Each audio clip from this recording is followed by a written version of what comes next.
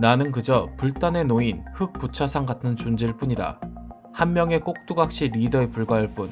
하웨이를 움직이는 건 3명의 순환 회장이다. 하웨이 런정페이 회장의 발언입니다.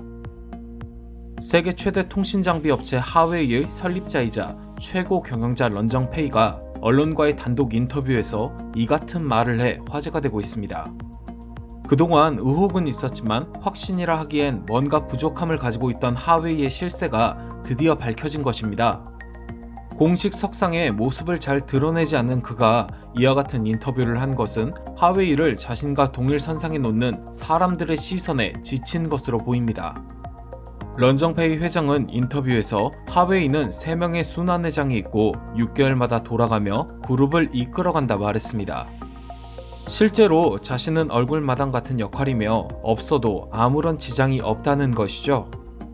하웨이를 만든 건 자신과 몇몇 개국 공신들이지만 커가면서 그 영향력을 잃었다 말합니다. 그 증거로 이번 대규모 인사이동을 언급했습니다.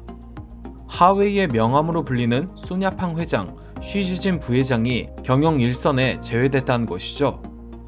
수냐팡 회장은 1989년 하웨이 입사 이후 런정페이 회장을 최측근에서 보좌하며 언론에 자주 거론됐던 인물입니다.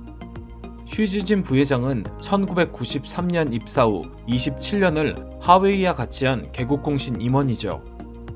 하웨이의 역사를 같이 한 2명의 공신과 임원들이 물러난 건 순전히 자신들의 의지가 아니라는 뜻을 밝혔습니다.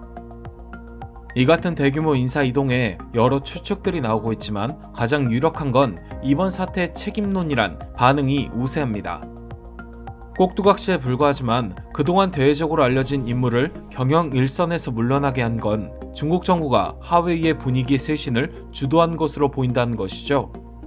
무역 분쟁에 코로나19라는 악재가 겹치면서 지난해 하웨이는 25%를 웃돌던 영업이익이 5%대로 뚝 떨어졌습니다. 거기에 글로벌 스마트폰 판매량도 2위에서 4위로 내려앉았죠. 이 사태의 책임을 리더의 잘못으로 돌리면서 손쉽게 그룹 분위기 전환을 시도한 것으로 보입니다. 그러나 이 같은 행동은 결국 미국을 자극한 꼴밖에 되지 않는다는 분석이 나오고 있습니다. 회장의 발언과 부회장의 교체 등 여러 일련의 사태들은 미국이 중국과 협상 중 하웨이라는 거대 민간 기업을 공산당 기업으로 어필할 수 있는 힘을 실어주었다는 것이죠. 트럼프 정부가 항상 말하던 게 공산당의 자금 지원을 받고 그 지령에 따라 선진국의 기밀을 훔치는 국가 소유 기업인 것인데 이제 확실한 증거를 가지게 되었다 말하고 있습니다. 여러모로 중국 정부의 이번 행동은 악수로 작용할 가능성이 높아 보입니다. 그것과는 다르게 미국에겐 중국을 상대하는 좋은 전략과 카드로 이용되겠죠.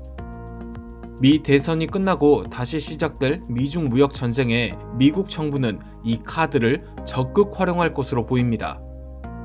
이상 포드튜브였습니다. 감사합니다.